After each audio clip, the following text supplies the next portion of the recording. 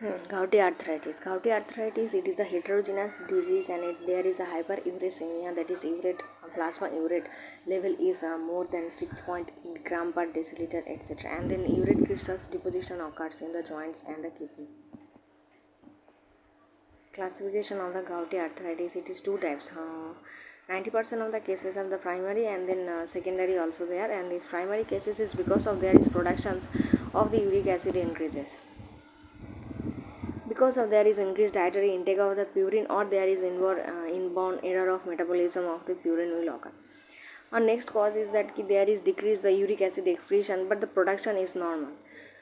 Secondary cause is that there is production and excretion of the uric acid is increases, and it occurs in the cases of when there is increased cell turnover, like in cases of the leukemia or the cancer or the tumor lysis, in cases of the treatment with the chemotherapy.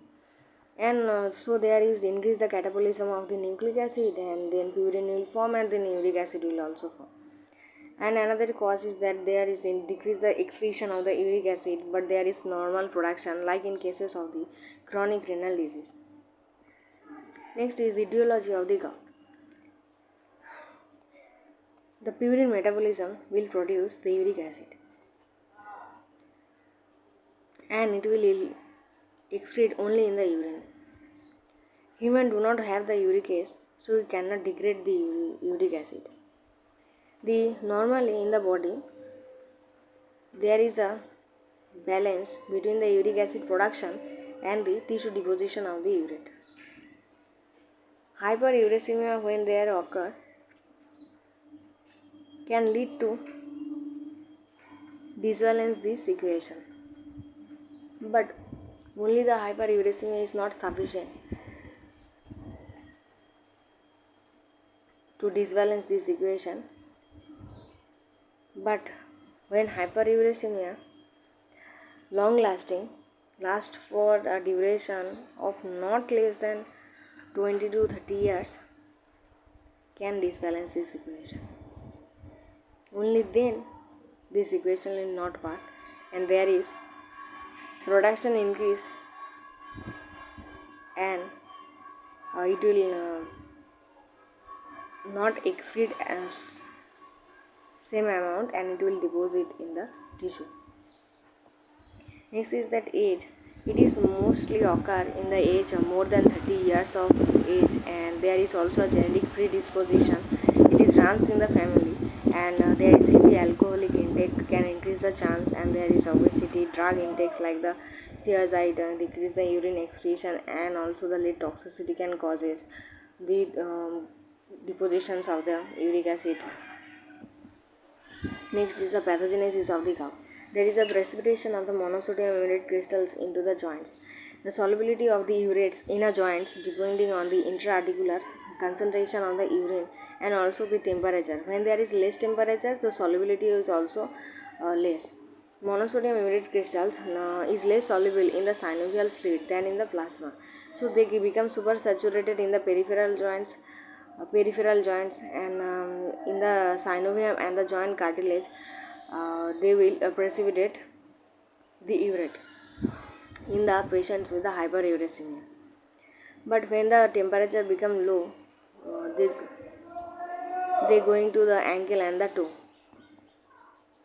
Now the precipitate of the urate will occur, and when there is any trauma, then that urate will release into the synovial fluid, and there is inflammatory response we will see, and then monosodium urate are phagocytosed by the macrophage and release a cytokine, that is interleukin 1 beta and the 18, and it will stimulate the excretion of the adhesion molecule. Then there is the accumulation of the neutrophil at the site of the acute inflammation, and it will release the toxic free radicals, leukotriene, and the lysosomal enzymes. It will now increases the inflammation, and it will causes the acute arthritis. Now this inflammation will remain within days to the weeks, and repeated attack will there, and there is tophi formations in the synovial membrane and the periarticular tissue, and it will lead to the chronic arthritis. Clinical course. There is asymptomatic hyperuricemia. It appears in the male at the puberty, and in the female at the, or it is after the menopause. Then acute gouty arthritis, it is a sudden disease and excruciating joint pain and self-limited. 3 is that there is intercritical gout and there is asymptomatic period between the first acute attack and subsequent attack. Then the chronic tophaceous gout after the 12 years of acute gouty arthritis, and there is severe crippling disease will occur. Prognosis: gout will not decrease the lifespan but increase the morbidity. Next is the morphology. Morphology is divided in two types. There is acute cause and then chronic types. In the acute arthritis, we see that there is acute inflammation and there is monosodium urate crystal formation. In the acute inflammation, there is edema, there is congestion, and there is dense infiltrations of the synovium.